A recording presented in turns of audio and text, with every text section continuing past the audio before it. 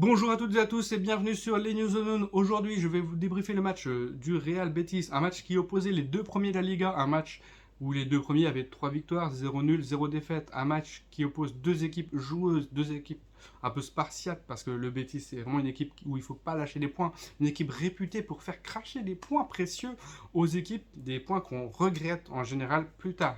Une équipe qui reste sur à peu près 5 matchs au Real sans défaite.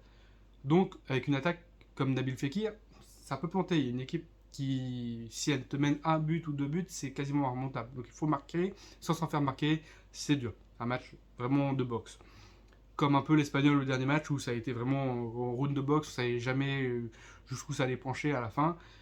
Ça serait ce genre de match. Et surtout que mardi, il y a la Champions League. Donc, il faut aussi faire reposer des joueurs et tout. C'est vraiment un casse-tête pour l'entraîneur.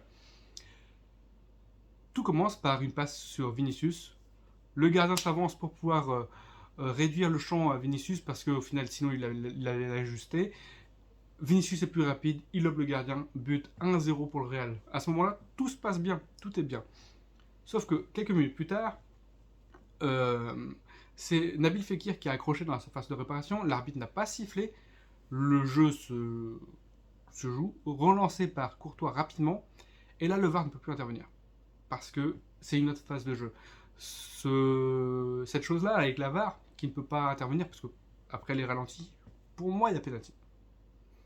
Je suis porteur du Real, mais pour moi il y a pénalty. Il y a quelque chose qui peut siffler où les supporters du Betis peuvent, ben, voilà, ça se siffle. Maintenant cette histoire de VAR là, qui peut pas revenir parce qu'on est passé à une autre séquence, bon, il faudrait qu'il laisse un time de 2 minutes histoire que les joueurs ne relancent pas rapidement, que tu relances rapidement ou pas rapidement, l'arbitre peut siffler tant qu'il est dans son time. Parce que au final, les mecs ils regardent, ah tiens, il y a quelque chose, si ça joue trop vite, bah ah mince, on n'est plus dans la même phase, donc du coup on a un peu le bec dans l'eau. Donc, je pense qu'il faudrait un time, 2 minutes autour de l'action, autour de la faute, en fait, pour pouvoir siffler. Justement, ça laisse le temps à la VAR de bien visionner les images. Donc voilà. Suite à ça, le match continue, tac. Nabil Fekir sort sur blessure. Ah, c'est un gros coup dur pour le Betis parce que il est vraiment très bon. Bon, ça n'empêche pas le Betis de marquer un but sur une touche où on se repositionne mal. Il faudra travailler les touches, les corners, les coups francs parce que les coups de pied arrêtés sont très dangereux. On a vu sur les autres matchs du Real Madrid, on était souvent en difficulté, pris à revers, à papillonner un petit peu sur les corners, les centres et tout. Donc il faudrait vraiment. Parce que sur les retours défensifs, on est vraiment très bon. On a toujours quelqu'un pour combler, on fait des efforts, les pistons et tout. Nickel. Mais alors sur les phases arrêtées, ouais, c'est moins ça. On prend le but. À la mi-temps, un partout. Au retour des vestiaires, on fait un match correct, plutôt sympa. On paye trop nos erreurs. On paye trop. L'année dernière, on était une équipe qui, avec peu de choses, on marquait. On était vraiment très réaliste. Là, on a beaucoup de munitions, on a l'impression qu'on tire beaucoup, on manque un peu de précision, de justesse technique dans les dernières passes. On est à la limite du hors-jeu, bon, bah, ça joue en notre défaveur parce qu'on est. Voilà. Et les tirs sont moins précis. Vinicius, on a eu une, deux. Benzema, c'est pareil. Rodrigo aussi. Et mis bout à bout, on se dit, bah, ça nous met dans la difficulté parce que ce genre de cases, en fait, il faut les mettre. Il faut les mettre. Si on les met, ça fait but et tout de suite, bah, on est soulagé. Parce que rester à 1-1 jusqu'à pas mal de temps, bah, ça, comme à l'espagnol, ça fait monter un peu. Même si on est serein et qu'on se dit, il y aura toujours une occasion qui va sûrement passer. Parce qu'on va pousser, on va pousser. Changement, Kamavinga pour pouvoir faire entrer euh, Federico Valverde. Federico Valverde va apporter directement la touche offensive, va pouvoir percuter devant, pouvoir faire une passe. Rodrigo, bah, il est à la réception de la passe. But de Rodrigo. Magnifique, magnifique. On voit tout de suite coaching gagnant. Et cette équipe-là, elle est bonne. Ces changements-là sont importants parce que ça apporte un plus. Chaque joueur titulaire est bon. Chaque joueur qui entre est bon. Et ça, c'est bien. Ils se complètent tous. Il y a un esprit dans cette équipe où on est là pour jouer, pour gagner. On n'est pas là pour faire des stades et tout. Ok. Mais pour gagner ensemble. Et ça, c'est bien. Ils se donnent tous.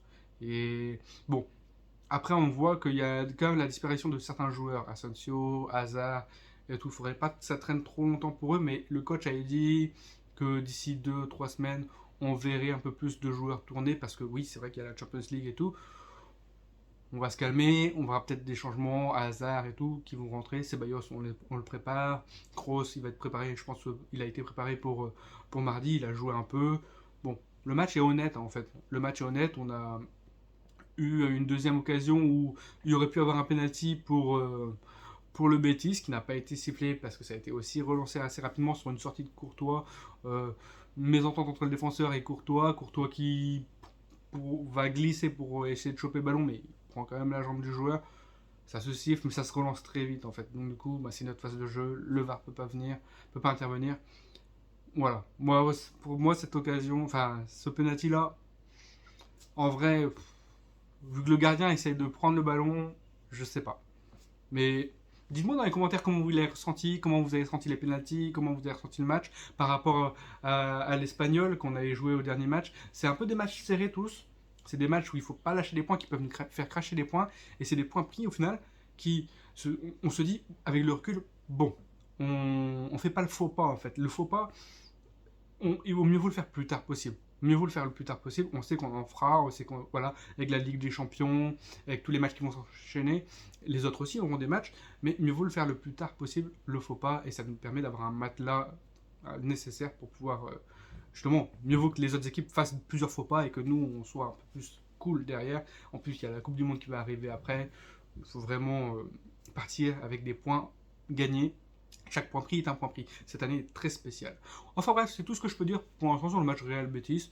Un match dur, serré, dans la difficulté, mais vraiment bien pour le Real parce qu'on est sur 4 victoires sur 4 matchs et c'est vraiment ça qui est bien. On se retrouve donc mardi pour le Celtic, le Real Celtic. Ça va être un match de Champions League, un match de folie.